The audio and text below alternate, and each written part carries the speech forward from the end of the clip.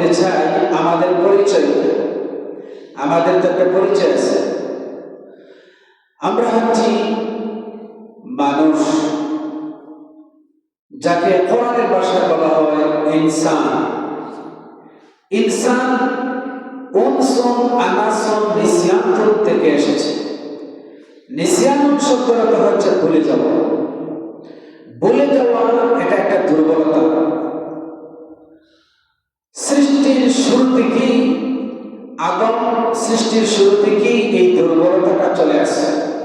আমাদের বাবা আদম আলাইহিস সালাম যখন বেহেশতে ছিলেন, আল্লাহ পাক আদেশ করেছিলেন, সে আদেশটাও তিনি ভুলে গিয়েছিলেন।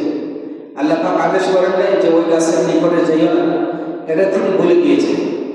তো সৃষ্টির শুরু থেকেই আমাদের ভুল থেকে মানুষ ভুলে জাতি, এটা হচ্ছে মানুষের একটা দুর্বলতা। আমরা হচ্ছে ইনসান, আমরা ভুলে যাই।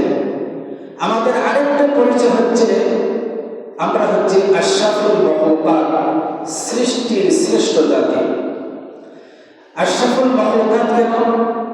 আশরাফুল মাখলুকাত সৃষ্টির শ্রেষ্ঠ জাতি এই জন্য, আল্লাহ তাবারক ওয়া তাআলা আমাদেরকে, মানুষদেরকে, মানুষ জাতিকে আল্লাহ পাক গুনাহ করার স্পৃহা, গুনাহ করার ইখতিয়ার দিয়েছেন, যে তোমরা চাইলে গুনাহ করতে পারবে, আবার চাইলে গুনাহ থেকে বাঁচতেও পারবে। এই জন্য আশরাফুল মাখলুকাত মানুষ জাতিকে ইখতিয়ার দেওয়া হয়েছে, স্বাধীনতা দেওয়া হয়েছে। যাদেরকে আল্লাহ পাক স্বাধীনতা দিয়েছে, ইখতিয়ার দিয়েছেন, চাইলে গুনাহ করতে পারবে, চাইলে গুনাহ থেকে বিরত থাকতে পারবে। আল্লাহ পাক এদেরকে, মানুষ জাতিকে আল্লাহ পাক খলিফা হিসেবে নির্ধারণ করেছেন, প্রতিনিধি খলিফা। আমরা হচ্ছি আল্লাহ পাকের খলিফা। আর ফেরেশতাদেরকে আল্লাহ পাক গুনাহ করার কোনো ইখতিয়ার দেন নাই, তারা গুনাহ করতেও জানে না, গুনাহ করতে পারবে না। এই জন্য ফেরেশতাদের থেকে আল্লাহ পাক খলিফা নির্বাচন করেন নাই। খলিফা নির্বাচন করেছেন কার থেকে? মানুষদের থেকে। আমাদেরকে খলিফা নির্বাচন করেছেন। আল্লাহ তাবারক ওয়া তাআলা আমাদেরকে ইখতিয়ার দিয়েছেন, আমরা চাইলে গুনাহ করতে পারি, গুনাহ থেকে বিরত থাকতে পারি। আল্লাহ তাবারক ওয়া তাআলা আদম আলাইহিস সালামকে যখন বেহেশতে দিলেন, বেহেশতে দিয়ে আল্লাহ পাক নিষেধ করে দিলেন ওই গাছের নিকটে যাইও না। আদম আলাইহিস সালাম আল্লাহ পাকের সেই আদেশটা ভুলে গেলেন। ভুলে গিয়ে সেই নিষিদ্ধ গাছের ফলটা আদম আর হাওয়া আলাইহিস সালাম তারা ভক্ষণ করলেন, তারা খাইলেন। ফলে কি হলো? আল্লাহ তাবারক ওয়া তাআলা আদম হাওয়াকে দুনিয়ার ভিতরে পাঠালেন। শয়তান বেহেশতে গিয়ে আদম হাওয়াকে ওয়াসওয়াসা দিয়েছে। এই জন্য শয়তানকেও আল্লাহ তাআলা দুনিয়ার ভিতরে পাঠিয়ে দিয়েছে। আদম আসলে শয়তানও দুনিয়ার ভিতরে আসে। এখন দুনিয়ার ভিতরে আসার পরে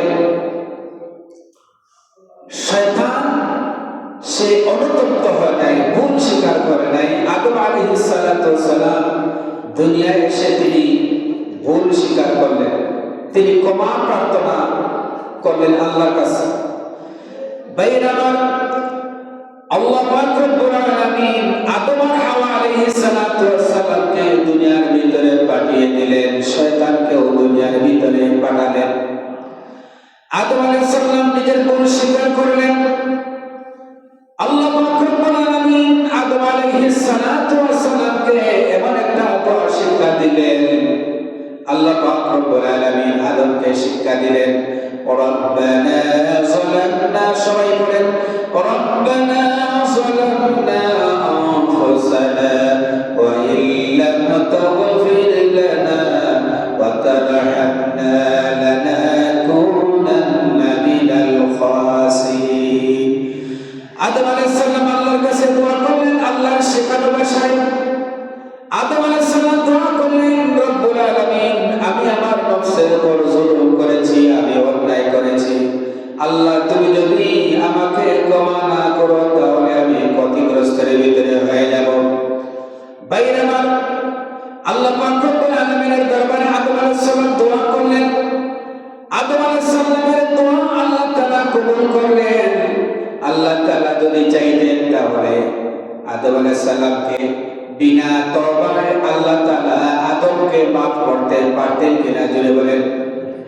আদম আলাইহিস সালামকে বিনা তওবা আল্লাহ তাআলা মাফ করতে পারতেন, কিন্তু আল্লাহ তাআলা আদম আলাইহিস সালামকে দুনিয়ার ভিতরে এনে একদিন নয়, দুই দিন নয়, 300 বছর পর্যন্ত কালাইয়াছেন।